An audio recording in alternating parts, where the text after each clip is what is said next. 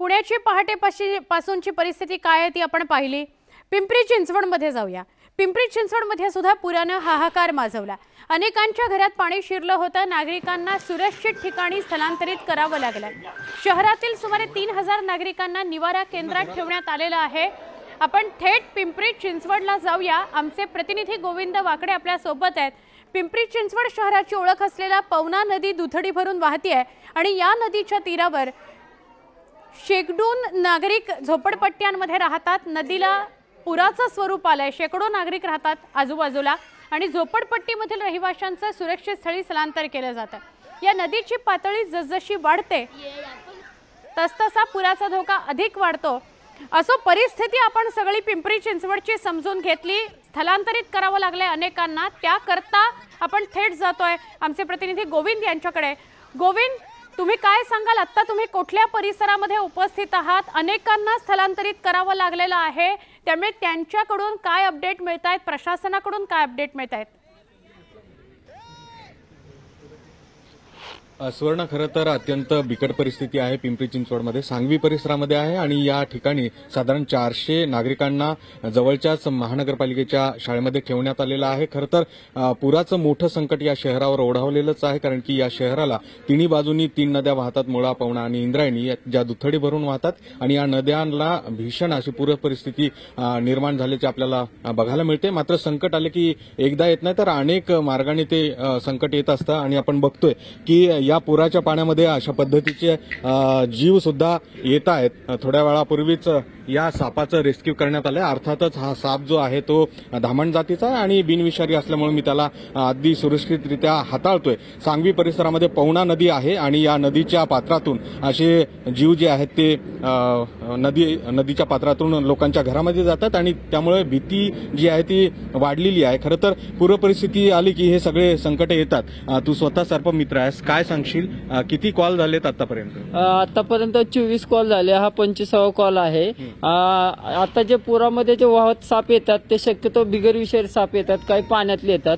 सापांच्या होलमध्ये पाणी गेल्यामुळे काय झालेलं आहे की हे साप बाहेर निघत आहेत। नागरिकाला विनंती आहे की प्रत्येक साप हा विषारीच असतो असं नाही, परंतु कुठलाही साप दिसला तर सर्पमित्रांना कळवा। साप विषारी असू द्या बिगरविषारी असू द्या, सापाचा चावा झाल्यास किंवा साप चुकून चावल्यास नाही, जवळच्या टीमला कळवायचं आहे। जेव्हा तुमच्याकडे हा साप आला तेव्हा तुम्ही या टीमला कळवलंय रेस्क्यू करण्यासाठी। काय भीती वाटते? एकंदरीत पुराचं पाणी वाढतंय। पुराचं पाणी वाढलं त्यावेळेस खूप असं भीती वाटली आणि पाणी आतमध्ये येणार होतं म्हणून सर्वांनी आपल्या आपल्या पद्धतीने सर्व जे सुरक्षित ठिकाणी साहित्य वरती पोहोचवलेलं होतं आणि अजून सतर्कतेचा काही इशारा काय आलेला नाही, म्हणजे अलर्ट काय आलं नाही, फक्त मेसेज आले। पण नगरपालिकेच्या ज्या गाड्या असतात त्या अजूनपर्यंत इथपर्यंत काही पोहोचल्या नव्हत्या। अर्थातच ही परिस्थिती आहे। खरं तर जसं मी म्हणाल की वेगवेगळ्या प्रकारचे जीवजंतू सुद्धा या पाण्याने वाहून येत आहेत आणि पाणी जे आहे ते पिंपरी चिंचवड शहरात अनेक भागामध्ये शिरलेलं आहे। त्याचं मुख्यत्वे कारणच हे आहे सुवर्ण की या तिन्ही नद्यामध्ये भराव टाकला गेलाय आणि नद्याचं पात्र अरुंद झालेलं आहे। त्यामुळे खरं तर हे पाणी शिरतंय आणि अभूतपूर्व परिस्थिती अशी निर्माण झाली। 3000 नागरिकांना सुरक्षित स्थळी पोहोचवण्यात आले। मात्र पवना धरणातून आज रात्रीतनं विसर्ग केला जाणार आहे मोठ्या प्रमाणात आणि त्यामुळे संकट जे आहे ते कायम आहे। उद्या सकाळी या सगळ्या परिस्थितीवर नियंत्रण मिळवलं जाईल अशी शक्यता वर्तवली जाते आणि तशीच सगळ्यांची अपेक्षा देखील आहे। बरोबर गोविंद, आज दिवसभर सुद्धा तुम्ही वेगवेगळ्या पिंपरी चिंचवडच्या भागात फिरता आहात, परिस्थिती समजून घेता आहात आणि आपल्या प्रेक्षकांनाही आपण अपडेट देतोय, पण तुम्ही तुमची काळजी घ्या। आपण कोकणामधल्या परिस्थितीकडे वळतोय। रत्नागिरी जिल्ह्यातील खेड शहरामध्ये जगबुडी नदीच्या पुराचे पाणी शिरलंय। हे पुराचं पाणी अनेक दुकानांमध्ये सुद्धा शिरलेलं आहे। मुसळधार पाऊस पडत असल्याने नदीच्या पाणी पातळीत वाढ होण्याची शक्यता आहे, त्यामुळे नुकसान होण्याची भीती दुकानदारांना सतावते।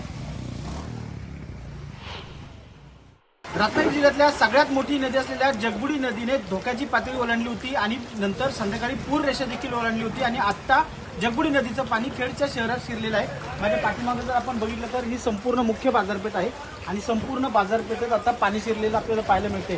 शेकडो दुकानं आता पाण्याखाली गेलेली आहे। नदीची पुराची पातळी जी आहे ही वाढतच आहे, त्याच्यामुळे आपण जर बघितलं तर जे बोर्ड दिसत आहेत त्या बोर्डपर्यंत पाणी जातं।